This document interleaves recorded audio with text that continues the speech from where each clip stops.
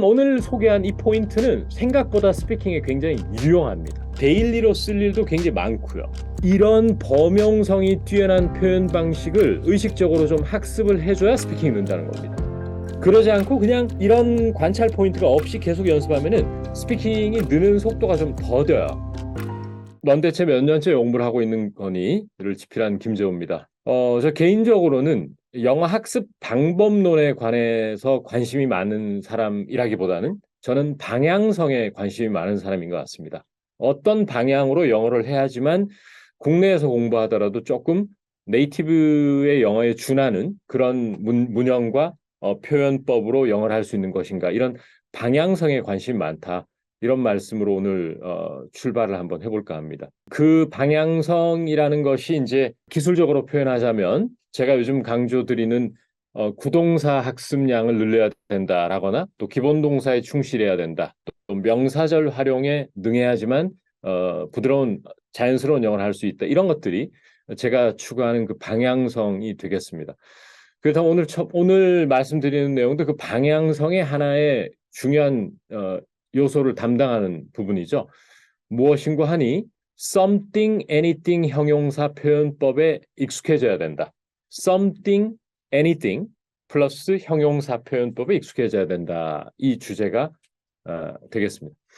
무슨 말인가 하니 여러분들 비싼 물건이라고 하면 어떻게 영어를 해야 되느냐.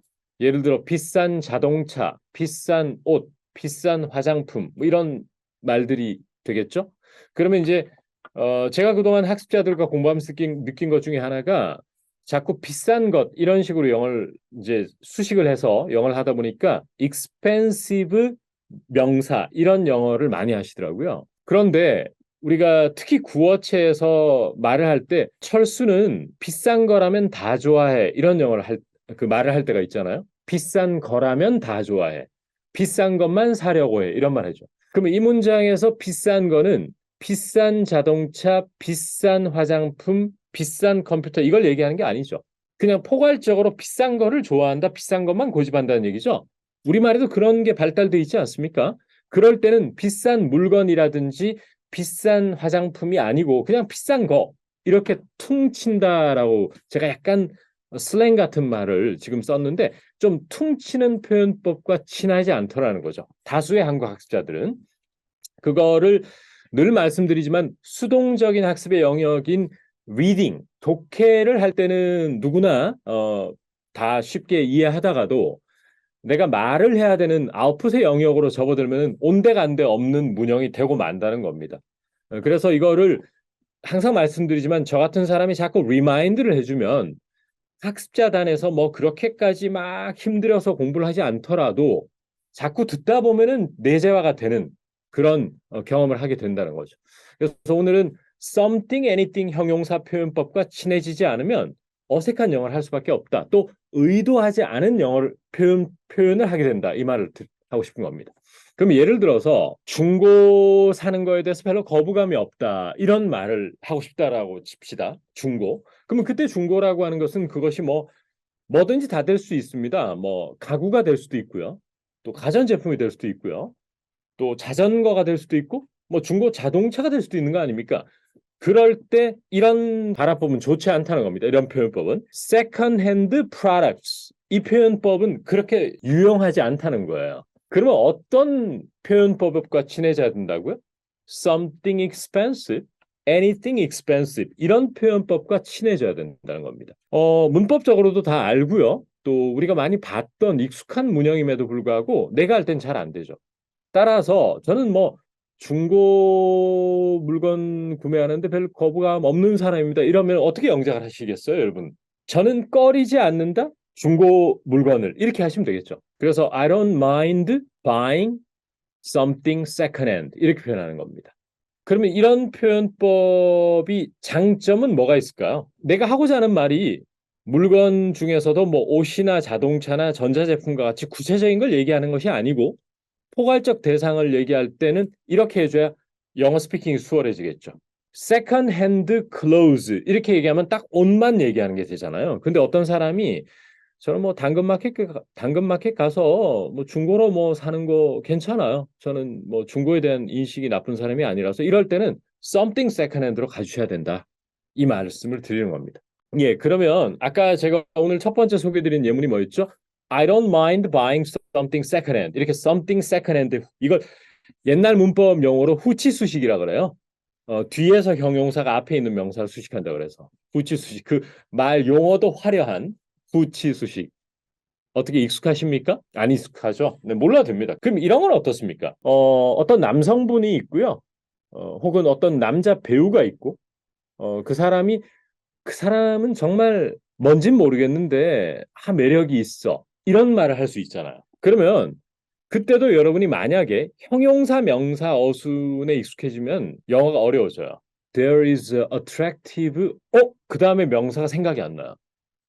There there are attractive 그 다음에 명사가 생각이 안 난다니까요. 그러면은 결국에는 좀 엉뚱한 명사를 끄집어낼 수밖에 없죠. 뭐 성격이라든지 뭐 캐릭터라든지 뭐 이런 단어를 자꾸 끄집어낼 수밖에 없는데 원어민 얘기하는 건 뭐 어떻게 하는 줄 아세요? There is something attractive about him 이라고 그래요. There is something attractive about him. 그러니까 뭔진 모르겠지만 뭔가 매력 포인트가 있어 이런 말이거든요. 그러니까 여러분이 그동안 많이 했던 예를 들어 어떤 특정 자동차 브랜드는 뭔가 유니크한 게 있어. 그래서 사람들이 저게 많이 끌리나 봐. 이런 표현법, 이런 모든 것은 다 something, anything 형용사를 가주셔야 돼요, 무조건. 뭔진 모르겠지만 매력적인 것이 있다. 그러니까 there is something attractive about him 이렇게 되는 거죠. 그 다음에 어떤 부부가 어떤 전자제품 코너에 가서 TV를 알아보고 있는 거예요. 그런데 이제 그 판매하시는 분이 최신 사양이 다 들어있대요, 이 TV에. 그런데 좀 비싸대요. 한 500만 원 정도 한대요. 하니까 그 부부가 하는 말이 저희는 기본형만 있으면 돼요. 기본형을 원해요. 그래서 좀 더 500만 원보다 저렴한 TV 없어요? 이렇게 물었어요. 그러면 평소 발화 습관이 늘 cheap이라든지 expensive 명사 이렇게만 영어를 해온 사람은 영어가 어려워지는 거예요, 점점. 근데 something, anything 형용사가 입에 붙은 사람은 영어가 수월해져요. 그래서 이렇게 얘기할 수 있어요. 저는요, 기본형을 원한다고요. 이러면은 I just want basic 뭐 이게 아니고 어떻게 하라는 얘기죠? I just want something basic. 그렇게 하면 영어 되게 쉬워진다니까. 그러면서 혹시 500만 원보다는 조금 저렴한 TV 없나요? 할 때 TV를 구체적으로 얘기할 필요가 없어. anything을 쓰면 되거든요. 그러면 do you have anything a bit cheaper? 이렇게 anything cheaper 이렇게 발화를 해주셔야 된다는 거죠. 지금 오늘 소개한 이 포인트는 생각보다 스피킹에 굉장히 유용합니다. 데일리로 쓸 일도 굉장히 많고요. 그 다음에 이런 경우가 있어요. 어떤 커플이 망원동에 산책을 이렇게 하다가 새로 생긴 음식점이 눈에 딱 들어온 거예요. 그러면서 남자친구분이 나 들어가서 저 집에 괜찮은 거 먹을 만한 음식 있는지 한번 보고 나올게. 메뉴판 이렇게 벽에 붙어 있으면 그거 한번 보고 나올게라는 얘기예요. 그러면 맛있는 음식 이렇게 정직하게 영작을 하면 맛있는 food 이렇게 돼야 된다는 얘기잖아요. 근데 실제로는 어떻게 할까요? anything good이라고 그래요. 따라서 어떻게 영작을 하냐면 I'm going to go in 안에 들어간다는 얘기죠. and check out their menu 메뉴판 한번 보겠다는 얘기죠. to see if they have anything good 이라고 그래요. if they have anything good. 이때 they는 식당을 얘기하죠. 그 다음에 have good food가 아니고요. if they have anything good 이렇게 표현하는 거죠. 이런 범용성이 뛰어난 표현 방식을 의식적으로 좀 학습을 해줘야 스피킹이 는다는 겁니다. 그러지 않고 그냥 이런 관찰 포인트가 없이 계속 연습하면은 스피킹이 느는 속도가 좀 더뎌요. 다만 예외가 있죠. 예외는 뭐냐 하면 이러한 관찰 포인트를 몰라도 영미권 국가에서 데일리로 생활하면서 로컬들과 매일 어울리면 굳이 이런 것을 학습을 하지 않아도 자꾸 픽업이 되기 때문에 자연스럽게 입에서 나오게 돼 있습니다. 물론 모두가 그렇다는 건 아니고 그런데 국내에서 매일같이 원어민들과 같이 생활해야 되는 환경이 아니라면 이러한 만약에 스피킹에 꼭 필요한 포인트가 500가지가 있다고 치면 그걸 한 번쯤 집중적으로 한번 학습을 할 필요는 있다는 거예요. 그래야지만 시간을 좀 단축시키고 반복적인 실수라든지 어색한 걸 좀 줄여갈 수 있다는 거죠. 그런데 이제 이런 게 있더라고요. 요즘 들어서 특히 1대1 원어민 수업 받는 분들이 많더라고요. 예전에 비해서. 좋아요. 당연히 그렇게 해야지만 심리적으로도 원어민들하고 자꾸 커뮤니케이션 하는 그 심리적 안정감이라든지 편안함도 생기고 좋아요. 전 찬성이에요. 다만 그렇게 하시는 분들은 그 네이티브 분들에게 꼭 부탁을 좀 해드릴 필요가 있습니다. 피드백을 줄 때 너무 시시콜콜한 거 뭐 S가 빠졌네 이런 피드백보다는 내 문형이라든지 내 습관을 잘 관찰하고 이때 우리 원어민들은 이런 표현 방식을 쓴다. 오늘 예를 들어서 anything 형용사, something 형용사 이런 걸 쓰는데 지금 누구님께서는 그런 연습이 전혀 안 돼 있습니다. 이런 피드백을 해달라고 하면 굉장히 똑같은 한 시간을 투자하고도 더 많은 걸 가져갈 수 있어요. 그래서 그 말씀을 꼭 드리고 싶습니다, 여러분. 어떠십니까? 오늘 아주 간단한 포인트인 것 같지만 중고, 비싼 것, 맛있는 것, 매력적인 것, 기본형 이 5가지가 something second-hand, something expensive, anything good, something attractive, something basic, something a bit cheaper, anything a bit cheaper 이렇게 하는 게 얼마나 큰 도움이 되는가 하는 것은 정말 공부해 본 사람만이 알 겁니다. 도움 되셨겠죠? 네, 감사합니다. 그러면 또 조만간에 다른 그 포인트로 만나 뵙겠습니다.